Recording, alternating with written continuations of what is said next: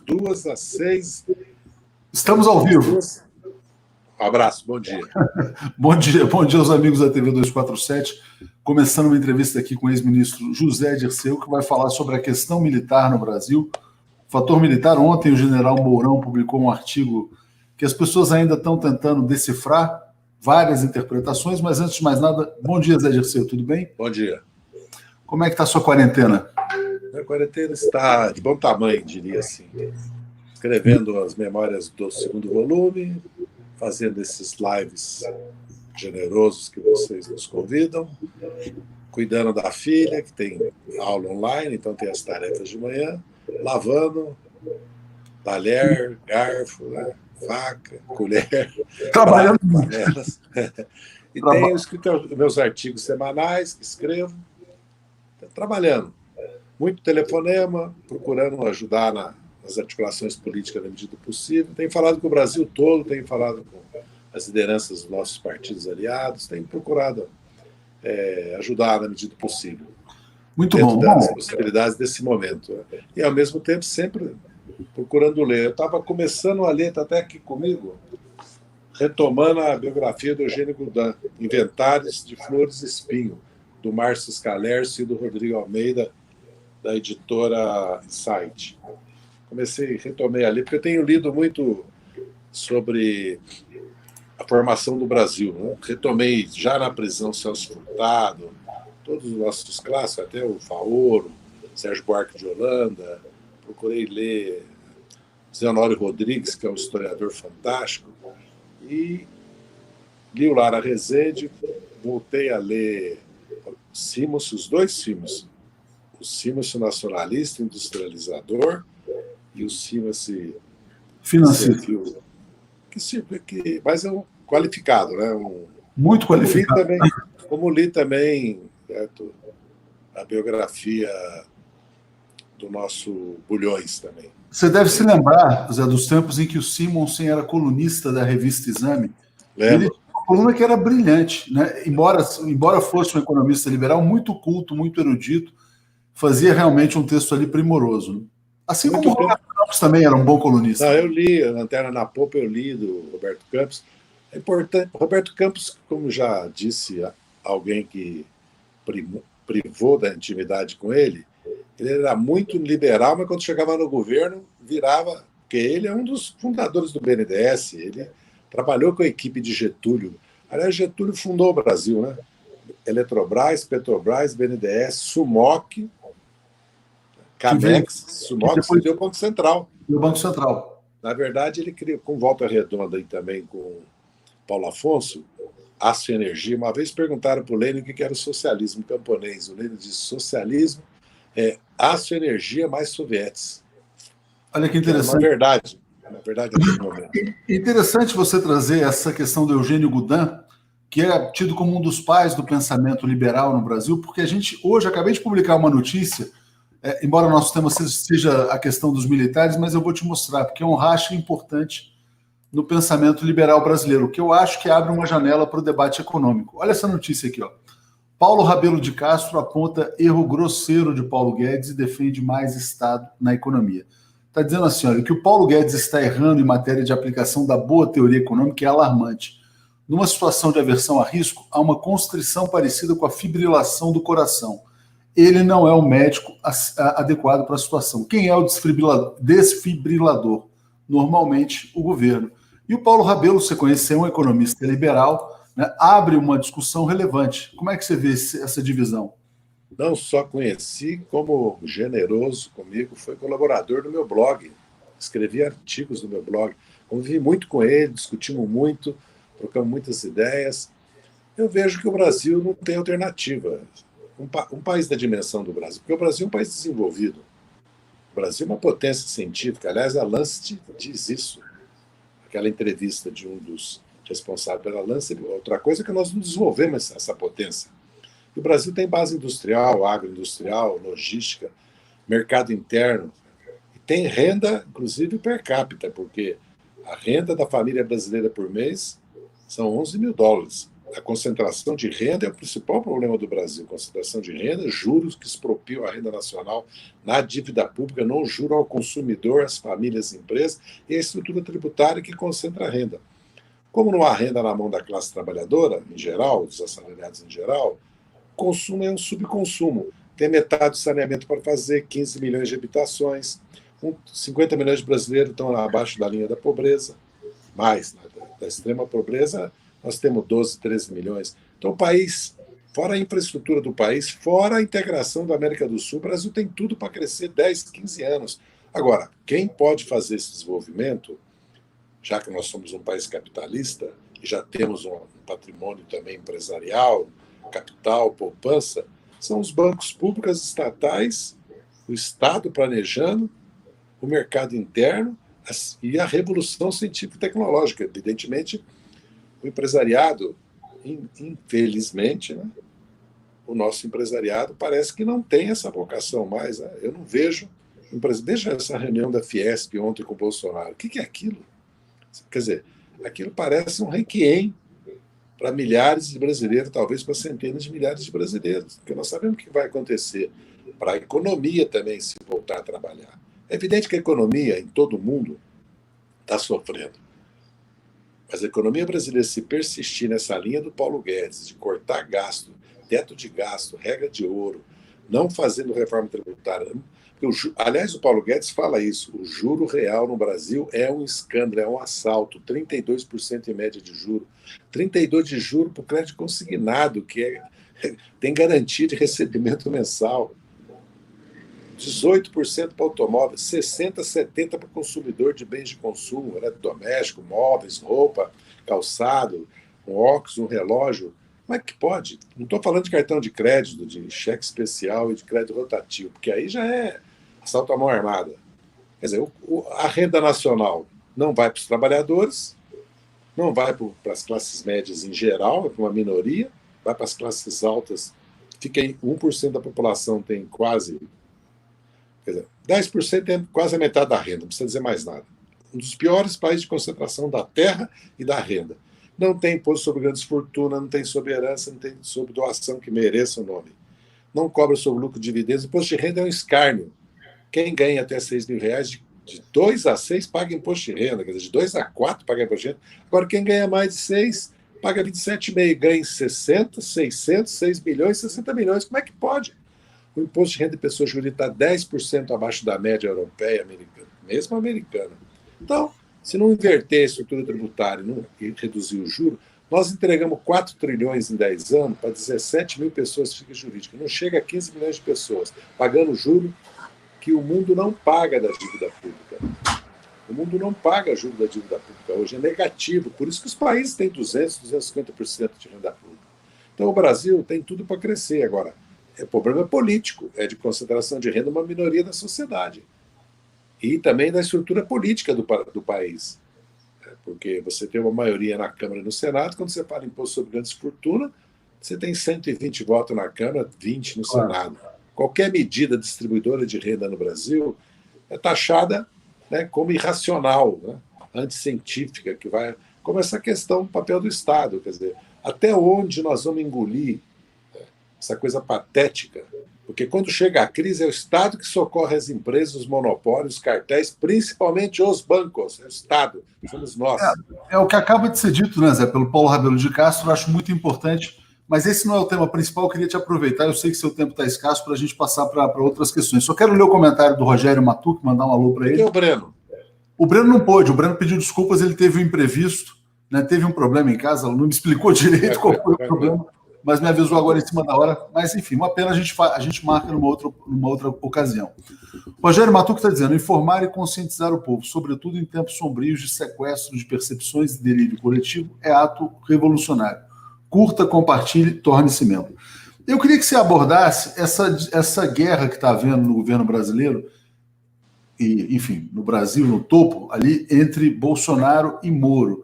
O que ela está expressando? Porque ontem, quem assistiu o Jornal Nacional, eu não assisti, mas eu soube, o Jornal Nacional traz a notícia do diálogo Moro, Zambelli, protege, de certa maneira, o Moro, porque não mostra tudo que o Moro escreveu, inclusive que ele teria ficado no governo caso conseguisse manter a Polícia Federal sob seu comando, e o Bolsonaro depois vai às redes e abre o diálogo inteiro. O que é essa guerra lá em cima entre eles? Por que eles estão se pegando? O filho do Bolsonaro diz que Moro é o pior caráter que já surgiu no país. Qual que é a sua avaliação a respeito dessa disputa? Briga pelo poder, por 22.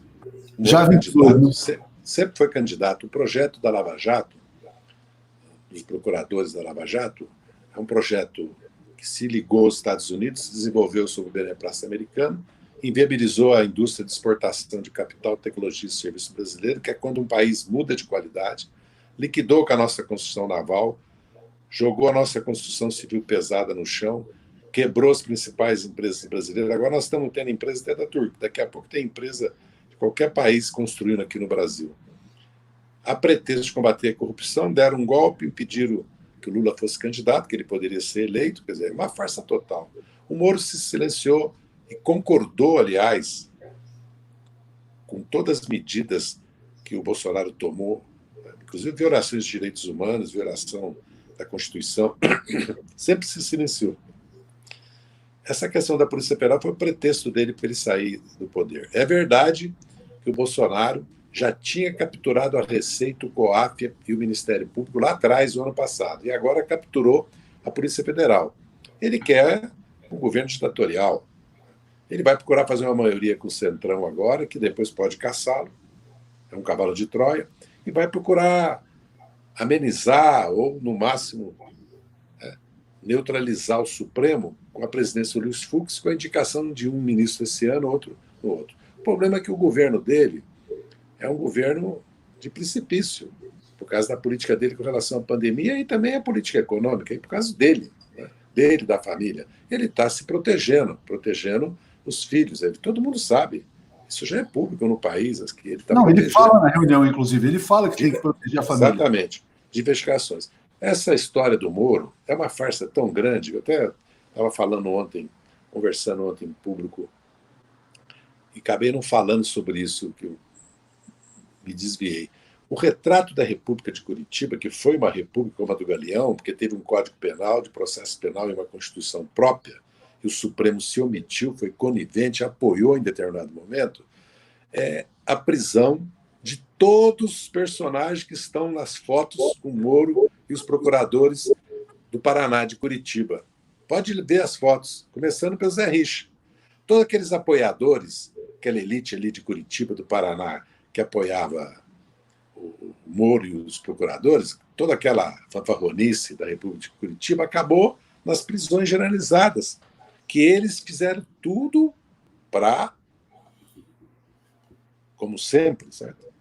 Deixar de lado. Inclusive, foi o GAECO que fez todas as investigações. Não foi o Ministério Público. O Ministério Público nunca investigou Curitiba, nem o Moro, nem os procuradores. Quem investigou foi o GAECO, a nível estadual. Foi isso que aconteceu. Então, acho que o Moro é esse personagem, o outro lado da moeda do bolsonarismo, eu diria. O bolsonarismo tem duas faces. Agora, rompido com o Bolsonaro. Melhor para nós, porque o Brasil precisa de outra opção. Essa opção de extrema-direita que o país fez está nos levando a esse impasse e pode nos levar a uma tragédia. Sabe? E a opção da Globo por preservá-lo? Como é que você avalia a postura da Globo de, na edição, tentar protegê-lo? É o candidato da Globo, na sua leitura? Tudo indica.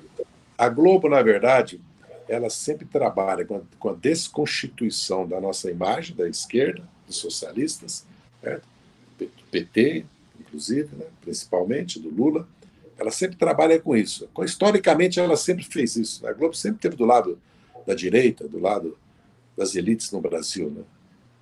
Uma coisa é que a Globo tem uma postura que combate o obscurantismo e o autoritarismo do Bolsonaro, que nós devemos, inclusive, louvar. Isso é uma coisa... E que a Globo tem uma postura de defesa da igualdade racial, defesa dos direitos da mulher, defesa do meio ambiente, defesa da ciência, da educação, que não defendia o SUS, não defendia a educação pública, não defendia o papel do Estado. Tentou até lavar a imagem do ultra-ortodoxo, agora voltou de novo, como está com medo do Guedes sair, ficaram com medo do pró-Brasil, do Braga Neto, estão com medo do Mourão, então agora eles começam a sustentar o Paulo Guedes e falar em fazer agora mesmo ajuste. É uma insanidade, entendeu? Quer dizer, a demanda está no chão, nós vamos cortar salário. Ninguém tem dinheiro para nada, ninguém está comprando nada, todo mundo está sobrevivendo. Como é que se pode falar em congelar salário? Tem problema no serviço público? Tem problema no Estado? Apresente uma proposta de reforma do Estado. Por que eles não apresentam proposta de reforma política, Tuxi? Lembra que o grande problema era o Caixa 2? O grande problema era a corrupção da política? Nunca mais falaram em reforma política, porque a reforma política se democratiza o sistema político, nós vencemos a eleição. Esse é o problema deles. O problema grave que eu tenho alertado já mais de 2 meses é a questão da tutela militar. Quando o general Vilas Boas elogia Regina Duarte, o que nós podemos esperar das Forças Armadas Brasileiras? Quando o Mourão escreve esse artigo, o que nós podemos esperar? Zé, antes de você falar do artigo, só agradecer esse comentário aqui do Renato Francisco, dizendo o seguinte: olha, bom dia, um padre progressista compara o poder militar ao poder moderador de 1824. Além dos 3 poderes, existe o poder de veto do imperador. Conta um pouco, rapidamente, assim, o papel dos militares como esse poder moderador, como é que eles se colocam ao longo da República no Brasil, antes da gente chegar no fator Mourão. Começa a República. Os militares deram um golpe, fizeram a República. Houve dissensões, houve reações das oligarquias, evidentemente, de São Paulo, de Minas, de vários.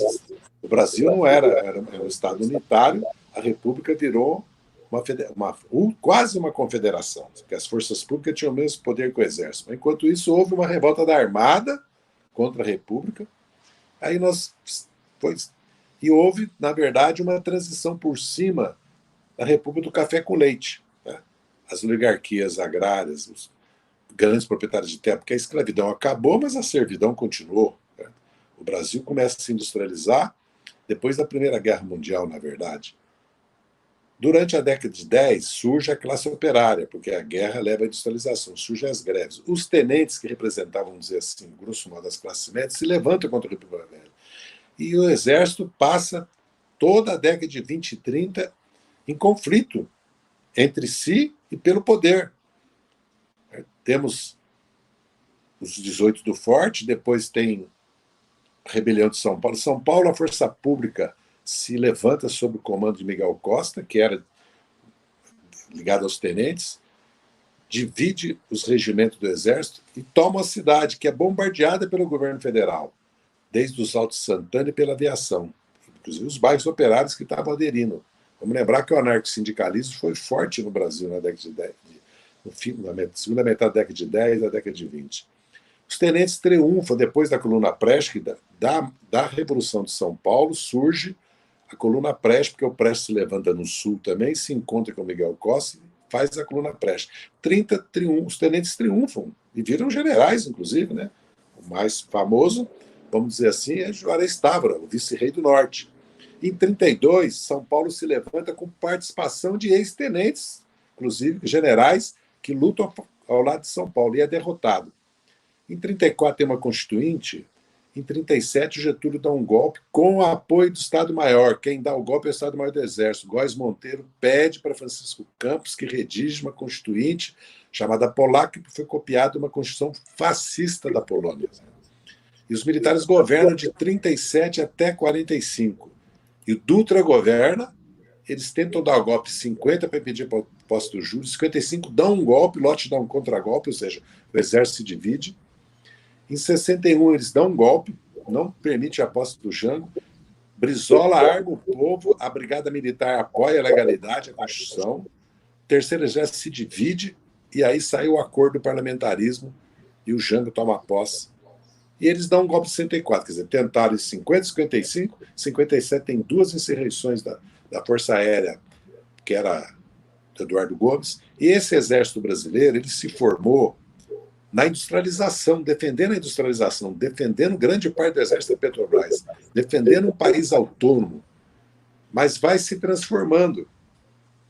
Quando chega 64, já é um exército influenciado pelos americanos da Europa, na Segunda Guerra, dos generais da FEB, pró-Estados Unidos, que é bom para o Brasil, é bom para os Estados Unidos. Vejam bem a gravidade, o Brasil mandou tropas para a República Dominicana, para fazer uma intervenção para abafar uma revolução democrática, uma revolução que não era socialista, não era popular, era democrática, contra uma das piores ditaduras que já houve na América Latina. O Brasil mandou tropas, não precisa dizer mais nada. Evidentemente que o governo Geisel é outra face, né, e fase da ditadura militar que domina de 61 a 84. Então, se nós olharmos, a politização das Forças Armadas é o militarismo, é eles exercendo o poder. Ora, quem tem armas não pode exercer o poder político, não pode participar de política. Nós damos armas às Forças Armadas, pagamos, gastamos 120, 140 bilhões, e eles agora conseguiram uma reforma previdenciária que eles viraram uma casta. 45% de aumento, já tinha 23% do Temer. Quem é que pode dar? Quer dizer, o Estado brasileiro está falido, mas pode dar 23%, 45% de aumento dos militares? Pode dar para os militares verba de aposentação, ajuda de custo, gratificação de habilitação, não tem limite para aposentar, paridade e integralidade que ninguém mais tem no serviço público. O que é isso? Por quê? Agora, quando a gente chega no processo a presença dos militares, eles, de 88 a 18, vamos dizer, até agora, eles estavam nas casernas, estavam nos quartéis. Inclusive, elaboramos uma doutrina de defesa nacional, uma estratégia. Os governos do PT elevaram o salário dos militares, porque havia uma defasagem grande, deram condições para o reequipamento das Forças Armadas, para a guerra, inclusive, cibernética, uma série de iniciativas. Não é um problema que nós somos antimilitar, entendeu? É evidente que os militares têm que ter uma previdência diferenciada do civil, mas não o que fizeram. Não o que fizeram. Os militares, o que eles fizeram? Expurgaram as Forças Armadas em 64, expulsaram todos que não tinham pensamento liberal de direita, reacionário, conservador, e se constituíram na seguinte filosofia: o povo não sabe votar, nós somos melhores que os civis, que é o positivismo do déspota esclarecido, entendeu? Nós somos parte do mundo ocidental branco, agora cristão judaico, nos aliamos com os Estados Unidos, quer dizer, uma mistura de corporativismo com preconceito contra a democracia, contra o civil e um elitismo.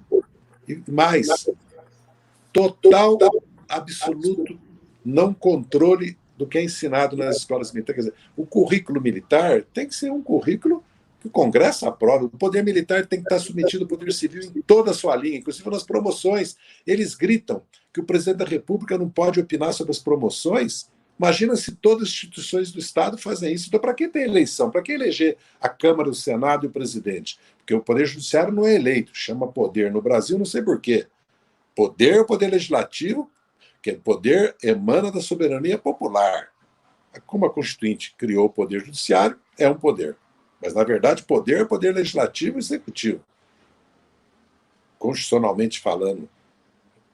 Então, a situação é muito grave, porque é um governo militar, a presidência, o Planalto, 8 ministérios, mais de 3 mil oficiais, e agora eles começam a aprovar portarias e legislação para estarem fora da jurisdição civil, que já tem uma portaria que tira. Agora fizeram essa medida provisória, que é um escândalo, quer dizer, é descriminalização do que o Bolsonaro quer fazer, porque ele é como o Moro. O Moro e os procuradores fizeram as 10 medidas para que eles não fossem depois processados pelos crimes que cometeram, de ilegalidades que cometeram. O Bolsonaro e o Guedes estão fazendo, a pretexto que os servidores públicos não assinam nada. Assinar o quê se eles não fazem praticamente nada?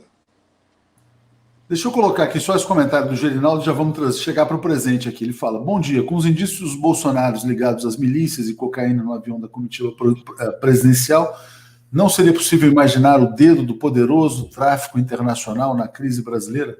É uma questão, porque aquilo lá jamais foi explicado realmente. Mas eu queria te perguntar o seguinte: mais recentemente, nesse processo, 2016, queda da Dilma, os militares não pareciam ser os protagonistas, eles davam um apoio na retaguarda. Esse processo era liderado pela direita tradicional, que depois começam a chamar a extrema-direita, mas também meios de comunicação, e de repente eles surgem pressionando o Supremo, influenciando esse governo Bolsonaro e tal. E agora a gente está nessa situação em que Bolsonaro é frágil, cede cada vez mais aos militares, como você mencionou, 8 ministérios, 3 mil cargos, cede ao Centrão. E os militares vivem esse dilema. Bom, continuar com Bolsonaro ou buscar uma solução direta pelo caminho Mourão. Aí o Mourão lança um artigo no dia de ontem. Esse artigo dele é uma declaração de apoio ao Bolsonaro na sua leitura ou é o Mourão se lançando, assim como o Temer se lançou para derrubar a Dilma? Não, é uma declaração de apoio à política do Bolsonaro. Pode ser uma vacina dele para não ser acusado amanhã que teve alguma participação no impeachment do Bolsonaro. Isso é evidente. Ele critica, é o Bolsonaro refinado. Tirando a baboseira do federalismo norte-americano, nada disso que ele não deu, ou quem escreveu não leu direito. Certo? A verdade repete o que o Bolsonaro fala. Vamos desmobilizar o isolamento horizontal, a culpa é do Congresso Nacional, do Supremo, dos governadores e prefeitos, a imprensa. Não se pode criticar o Brasil no exterior. Na época da ditadura era crime, quadrado na Lei de Segurança Nacional, criticar o presidente, as Forças Armadas, criticar o Brasil no exterior. Vamos lembrar isso. Na verdade, o Mourão, ele só repete o que é óbvio, só não vê quem não quer. Os militares vetaram o habeas corpus para o Lula. O Vilas Boas, o mesmo Vilas Boas agora que elogia o discurso da Regina Duarte, emitiu um Twitter vetando. E o Estado-Maior do Exército publicou uma foto que ele estava reunido no dia do habeas corpus. Ali, na verdade, os militares vêm praticando crimes contra a Constituição, fazendo declarações políticas, e todo mundo se silenciou. Porque lá atrás o Mourão já fez isso e o Heleno também, lá nos nossos governos.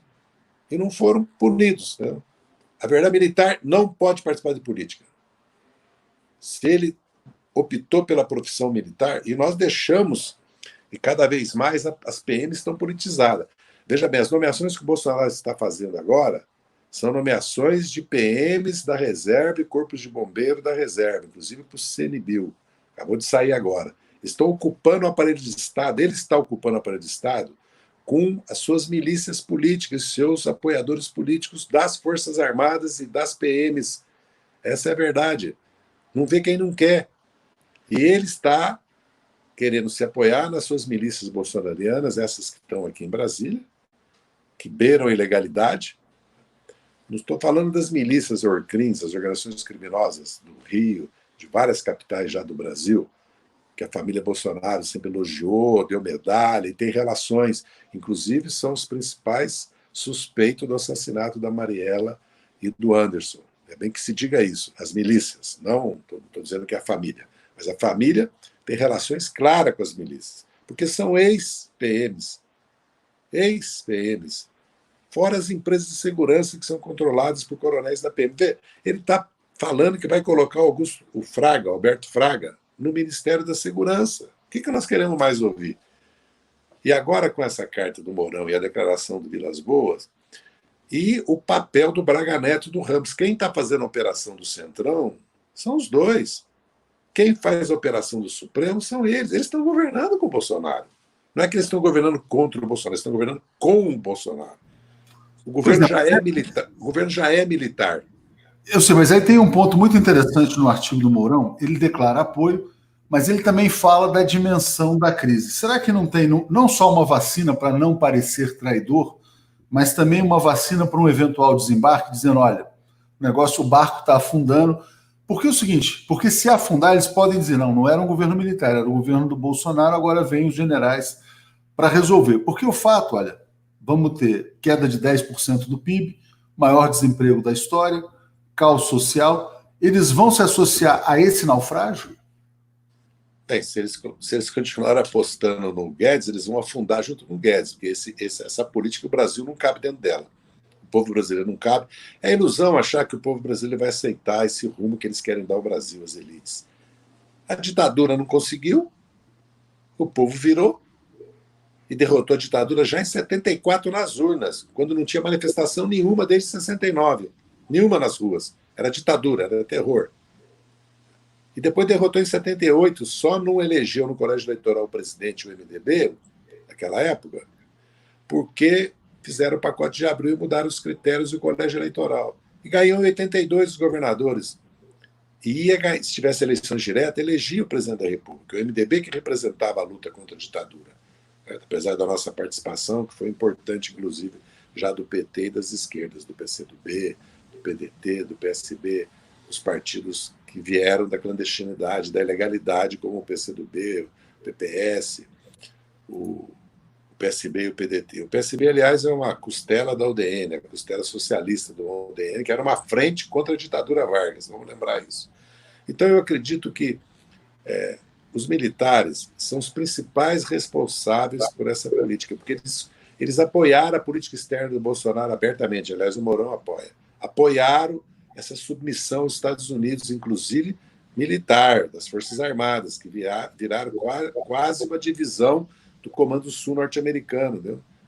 Que as votações do Brasil nos organismos internacionais, no seguidismo que os Estados Unidos, são humilhantes, são uma vergonha, como disseram os ex-militares. Mas você não vê uma contradição entre os militares e o olavismo? Por exemplo, quando cai o general... Essa é outra questão. Os militares, muitas vezes, impedem que o Bolsonaro pratique atos que o levariam ao impeachment. É isso que eles fazem. Eu, pelo menos, vejo assim.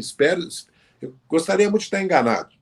Certo? Mas e a queda do Santos Cruz, por exemplo? Quando sai o Santos Cruz, que era um cara que tinha muita força... Evidentemente que as Forças Armadas estão se politizando, vão se dividir. O Supremo não se dividiu? Pensa que a Polícia Federal é republicana, técnica, neutra, só analisa os fatos objetivos, e que o COAF é assim também, e que a Receita é assim. Tem várias correntes de pensamento, política. Como o Ministério Público está claro hoje, tem várias facções. As Forças Armadas vão se dividir, vão se tornar vítima dessa participação. Aliás, o Geisel não teve que praticamente mandar prender o Frota? Agora, o Costa e Silva não deu um golpe no Castelo Branco? Hein? O Geisel não era... O Médici queria o Geisel? Não. Então, a história nos ensina... Os militares não lutaram entre si durante a década de 20 e 30 inteirinha. Certo? Se mataram. Não é verdade que só houve assassinatos, entre aspas, na rebelião de 35, que o Partido Comunista foi um dos principais atores. Sempre houve isso. Aliás, o irmão do Joaquim Távora, irmão do Juarez Távora, morreu em São Paulo combatendo. Então, eles estão adotando um caminho, se eles não se retirarem imediatamente da política, os militares não podem ocupar cargos no governo como estão ocupando, inclusive militar da ativa. Agora, então, parece que eles querem exercer o poder, eles querem o poder.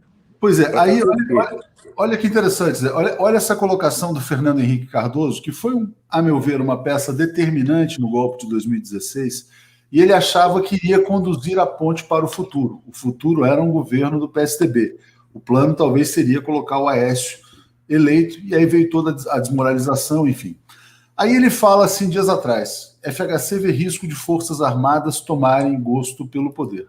Você fala, né, o seguinte, bom, eles não podem exercer o poder, mas estão exercendo. Fernando Henrique, bom, eles vão tomar gosto. Como tirá-los? Como tirá-los no contexto atual? Porque realmente eles têm as armas, eles têm todos os cargos, eles têm o aparelho de Estado, eles têm o Bolsonaro, têm as milícias, e agora? Boa pergunta para ser dirigida ao PSDB, DEM, PMDB, aos Marinhos, à Rede Globo, aos Frias, ao João Saad, a família, a quem controla o Estadão, ao capital financeiro bancário, porque nós queremos que o Bolsonaro seja afastado. Na verdade, nós queremos eleições gerais, porque a eleição dele foi fraudada, com as fake news, com dinheiro ilegal que financiou a campanha, que tem uma ação no TSE. Mas vamos para a realidade. A realidade é que o impeachment não anda porque há medo da tutela militar e há o medo também da alternativa de esquerda em 22. Por isso que o Lula está inabilitado, porque nós tivemos, junto com o Ciro, só somar os votos da Haddad com o Ciro, você vai ver que é como em 89, que o Brizola, o Lula e o Covas obtiveram quase 45% dos votos. Há uma força política histórica com base social eleitoral no Brasil que deu 4 vitórias às forças políticas que se aliaram conosco e quase vencemos a eleição de 18. Se o Lula tivesse solto, talvez a história da eleição... Se no segundo turno o Ciro e o Fernando Henrique, o PSDB, tivessem apoiado o Haddad, quem sabe qual seria o resultado? Então, há um elemento de disputa entre as forças de direita, porque há uma direita liberal, há uma direita do centrão e há a direita, a extrema-direita que o Bolsonaro constituiu, que tem base na sociedade brasileira. Não vamos nos iludir. Não são só as Forças Armadas, ou as milícias, ou as bases da PM, ou os bolsonaristas milicianos. Há milhões, dezenas de milhões de brasileiros, porque isso está envolto também na questão religiosa, do modo de vida. Por isso que ele explora. Não está falando agora, em plena crise, que vai apresentar um projeto sobre gênero, ideologia do gênero? Não tentou aprovar a escola sem partido? Não mistura o Estado com a religião? Não estimula todas as posições que são religiosas legítimas? Nós não devemos ter preconceito, não devemos ter nenhuma política de considerar que os evangélicos não têm o direito de fazer política. Eles têm o direito. Têm o direito de defender os pontos de vista dele, o modo de vida deles, que, aliás, a Record expressa bem. A Globo expressa um outro Brasil. Há um choque civilizatório, um choque de concepção, de modo de vida. Por isso que a juventude cada vez mais reprova o Bolsonaro e não apoia. Por isso que as mulheres também estão 15 pontos acima da rejeição dos homens, porque eles percebem que a liberdade está em jogo, porque querem impor à maioria do Brasil uma concepção que é legítima, que é um direito, mas é uma concepção religiosa de uma parcela da população. A concepção que vale é que está na Constituição. É a Constituição que vale como modo de vida, como concepção. Não é a Bíblia. A Bíblia tem que ser respeitada, aliás, tem que ser lida, estudada. Os seus preceitos podem ser seguidos, qualquer que seja a religião. Agora, não pode se impor isso a um Estado, a um país. O Estado é laico. Eu vejo assim, é mais profunda a crise que nós vivemos. Porque também ela vai bater agora na crise mundial do capitalismo financeiro. Essa crise que a pandemia mostrou as vísceras também. E o modo de vida, inclusive, vai ser questionado, o uso da água, da terra, a apropriação da terra urbana, o transporte, o consumo, a produção. Nós vamos ter que fazer um debate mais amplo no Brasil. Quer dizer, o Brasil, na verdade, teria que ter uma nova constituinte, entendeu? Uma nova repactuação. Porque o pacto que existiu de 88 não fomos nós que rompemos. Quem deu o golpe foi a direita. Rompeu o pacto político e depois desmontou Temer, Bolsonaro.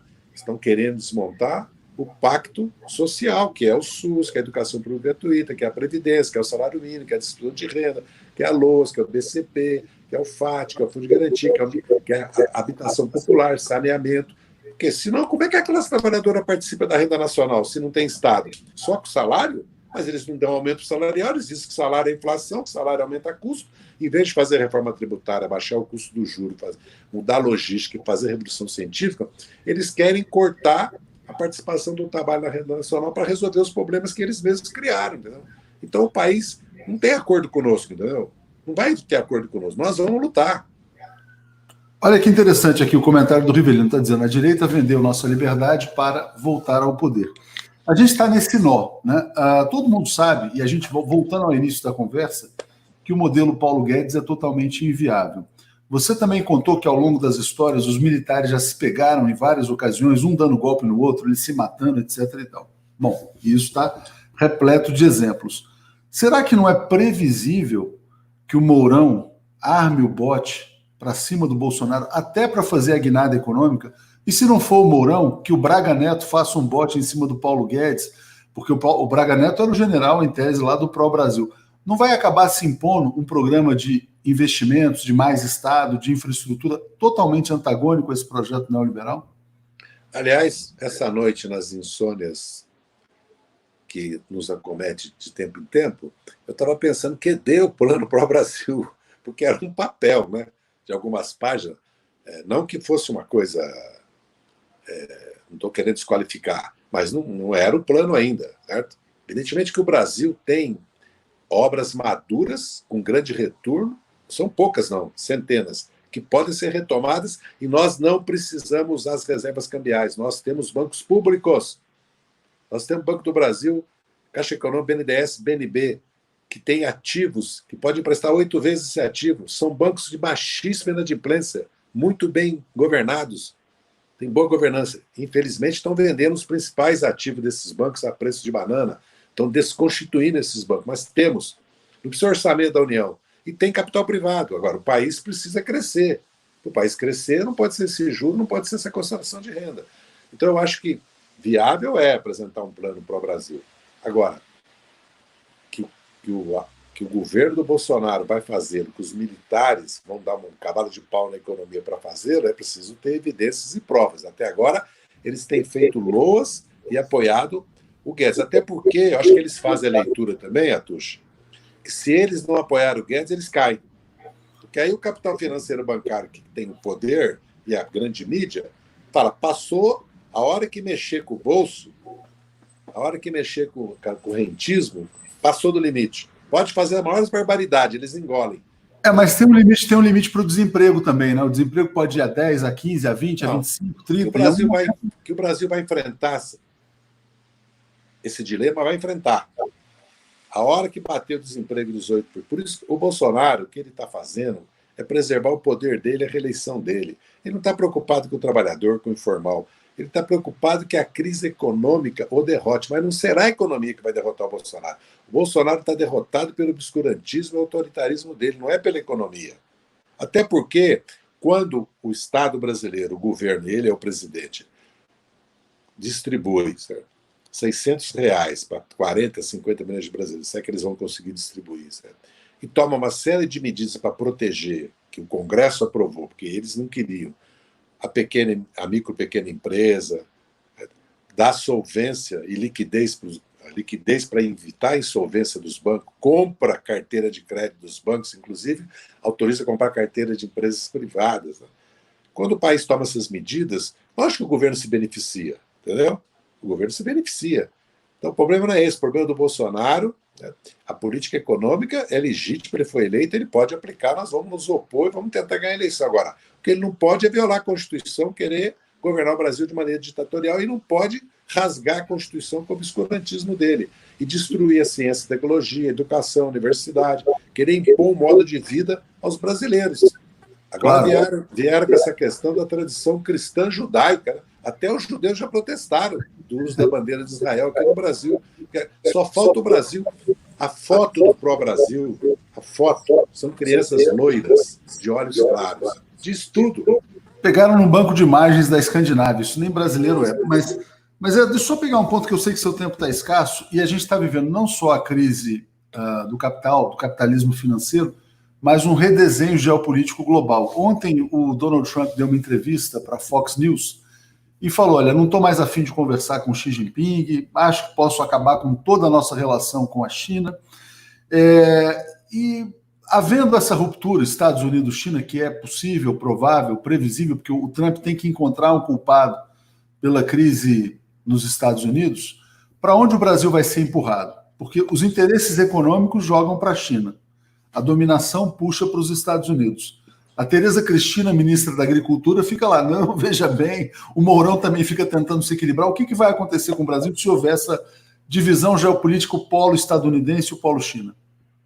O Brasil tem que cuidar do Brasil, nós temos que cuidar dos nossos interesses. No mundo não existe amigos, existem interesses.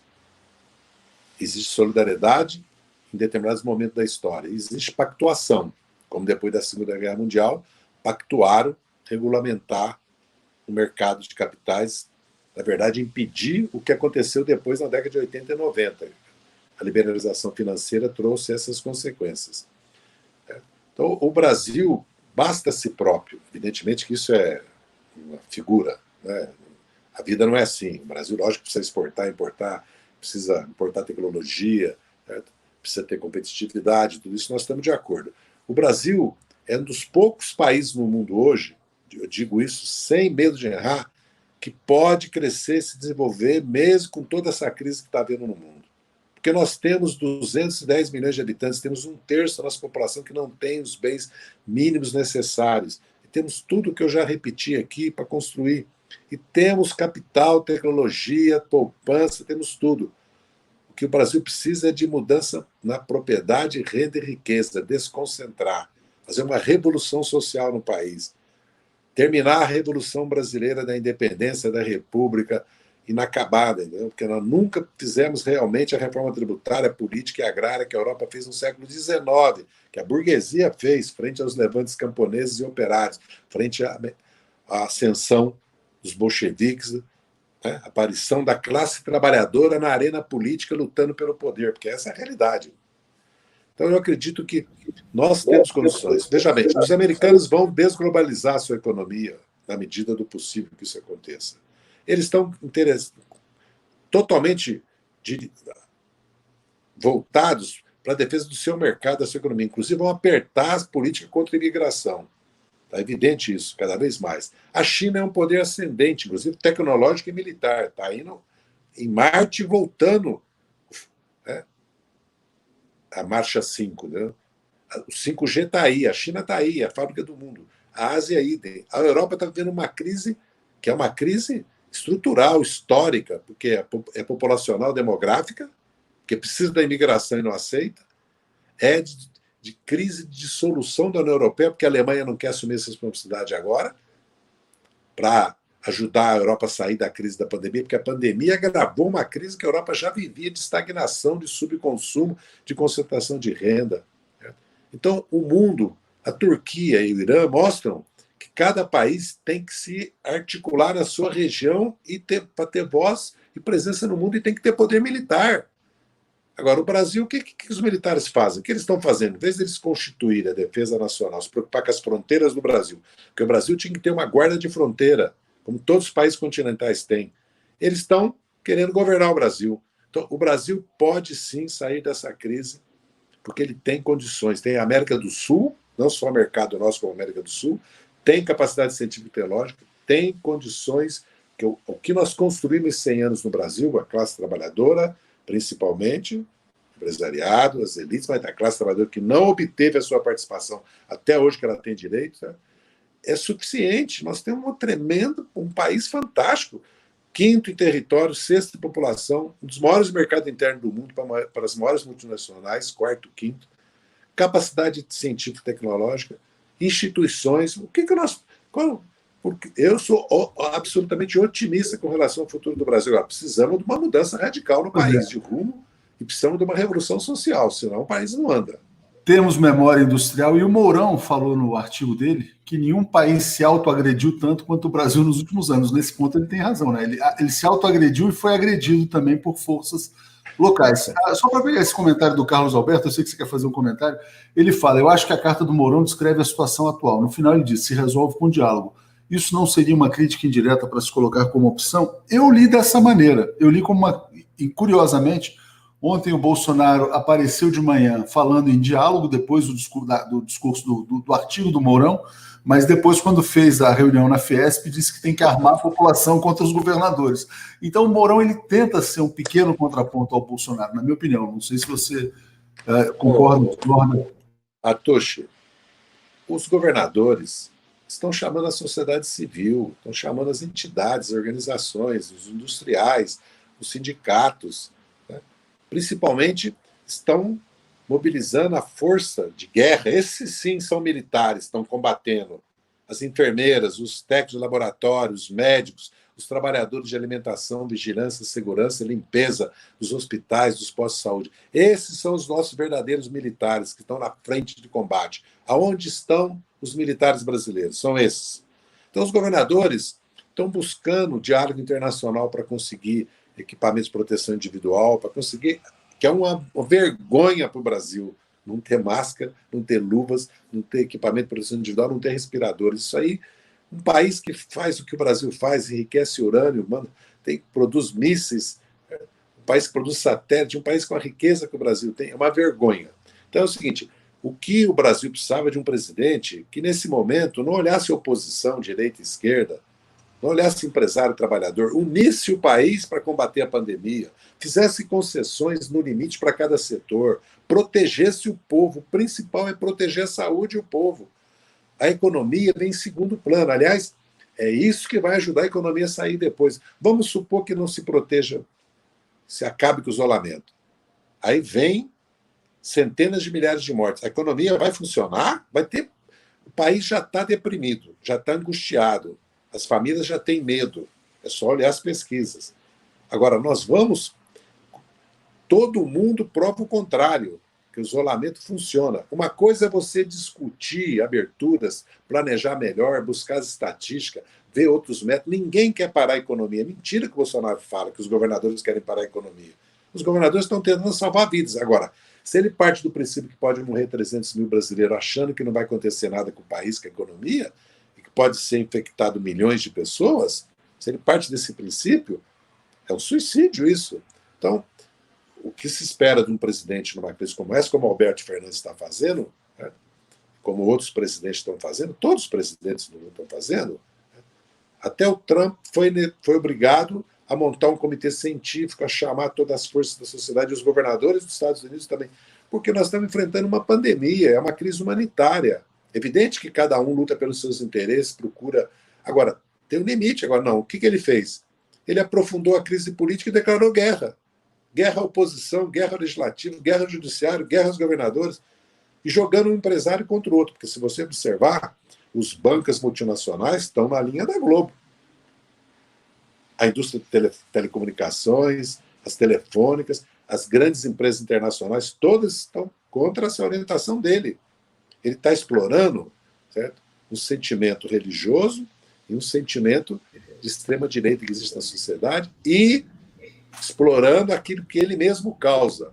O trabalhador que não tem renda e que não obtém essa renda porque é impedido de trabalhar pela pandemia. Não é pelo isolamento. Quem está impedindo o trabalhador de exercer sua profissão é a pandemia.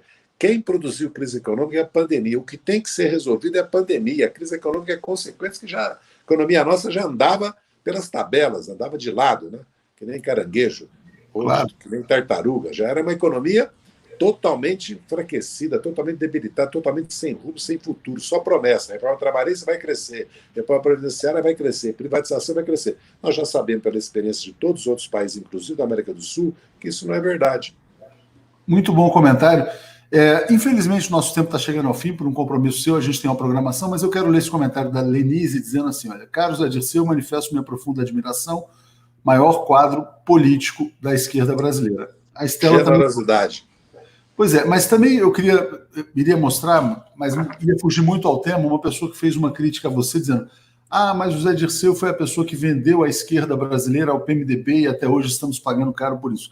Isso daria um belíssimo programa sobre a questão das alianças. Pode fazer que eu faça essa discussão, muito boa. Sobre governabilidade, então quando você quiser falar sobre isso, realmente vai ser uma questão importantíssima. E aqui Carol Maia dizendo, Dilma Dirceu, Lula, o país ainda pedirá perdão a vocês são a luta nos dois momentos em que o Brasil mais precisou. Então está dizendo aqui, guerreiros, obrigada.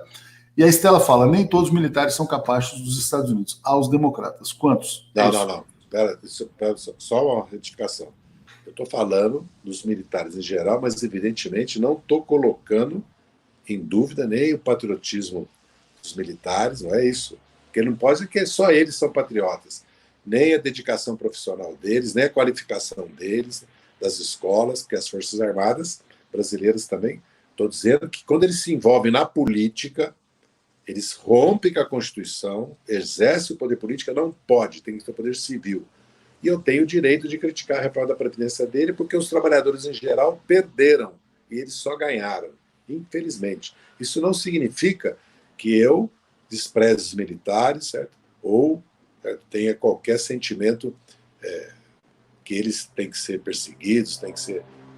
Cada um responde pelos seus atos. A instituição é uma instituição. Agora, os militares que estão no governo apoiando o Bolsonaro nesse momento prestam desserviço ao Brasil e à democracia.